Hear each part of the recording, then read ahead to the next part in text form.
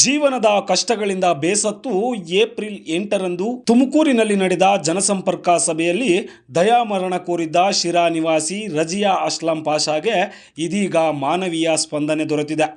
ಗೃಹ ಸಚಿವರಾದ doctor G Parameshwar ಅವರು 3 ತಿಂಗಳ ಬಾಡಿಗೆಗಾಗಿ 30,000 ಹಣದ ನೆರವು ನೀಡಿ ಸರ್ವೆ ನಂಬರ್ 100ರಲ್ಲಿ ಸೈಟ್ ನಂಬರ್ 146 ಮಂಜೂರು ಮಾಡಿಕೊಟ್ಟಿದ್ದಾರೆ.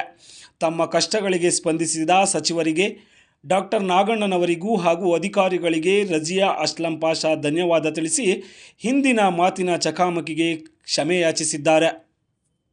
ಎಲ್ರಿಗೂ ನಮಸ್ಕಾರ. ನನ್ನ ಹೆಸರು ರಾಬಿಯಾ ಅಂತ, ಶಿರಾ ತಾಲೂಕಿನ ಒಂದು ಮಹಿಳೆ.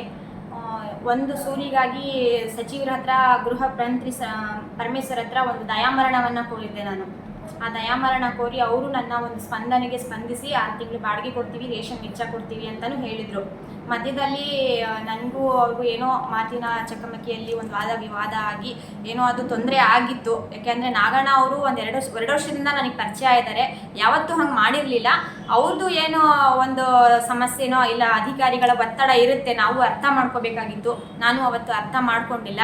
ಬಟ್ ಅವರೇ ಇವತ್ತು ನನಗೆ ಕರೆಸಿ ಅವರ ಕಮಿಷನರ್ ರುದ್ರೇಶ್ ಸರ್ ಅವರಿಗೆ ಹೇಳಿ ಮೌಖಿಕವಾಗಿ ಆ ಅಮ್ಮಂಗೆ ಏನು ಶೆಡ್ ಹಾಕ್ಕೊಳ್ಳೋದಕ್ಕೆ ಅವಕಾಶ ಮಾಡಿಕೊಡಿ ಅಂತ ಹೇಳಿ ಖುದ್ದಾಗಿ, ಮತ್ತು ಏನು ನನಗೆ ಸಲ್ಲಬೇಕಾದಂತಹ ಒಂದು 3 ತಿಂಗಳು ಬಾಡಿಗೆ ಇದೆ ಅಮೌಂಟು 30,000 ಇವತ್ತು ನನ್ನ ಅಕೌಂಟ್ಗೆ ಹಾಕಿದ್ದಾರೆ.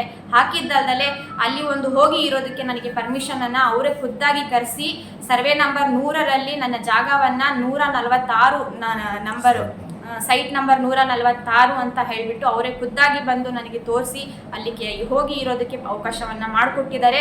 ಇದಕ್ಕೆ ನನಗೆ ತುಂಬ ಸಪೋರ್ಟ್ ಮಾಡಿದಂತಹ ಮೀಡಿಯಾದವ್ರಿಗೂ ಹಾಗೂ ಜನಸಾಮಾನ್ಯರಿಗೆ ತುಂಬ ಸಪೋರ್ಟ್ ಮಾಡಿದ್ರು ಜನರು ನನಗೆ. ಹಾಗೆ ಮೀಡಿಯಾದವರು ನನ್ನ ಸಮಸ್ಯೆಯನ್ನು ಎತ್ತಿ ಹೇಳಿದ್ದಕ್ಕೆ ಇವತ್ತು ಅಧಿಕಾರಿಗಳು ನನ್ನ ಸಮಸ್ಯೆಗೆ ಸ್ಪಂದಿಸಿದ್ರು.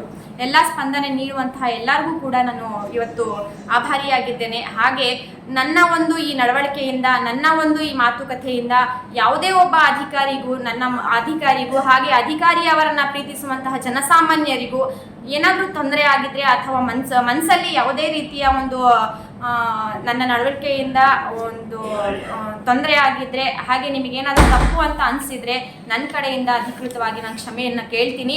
ಹಾಗೆ ಅಧಿಕಾರಿಗಳು ಕೂಡ ನಾನು ಕ್ಷಮೆಯನ್ನು ಕೇಳಿದ್ದೀನಿ. ಯಾಕೆ ಅಂತ ಅಂದರೆ ನಾನು ತುಂಬ ರೋಸ್ಬಿಟ್ಟಿದ್ದೀನಿ, ಒಂದು ಸೂರಿಗಾಗಿ ತುಂಬ ರೋಸ್ಬಿಟ್ಟಿದ್ದೀನಿ ಎಲ್ಲ ಅಧಿಕಾರಿಗಳಿಗೂ.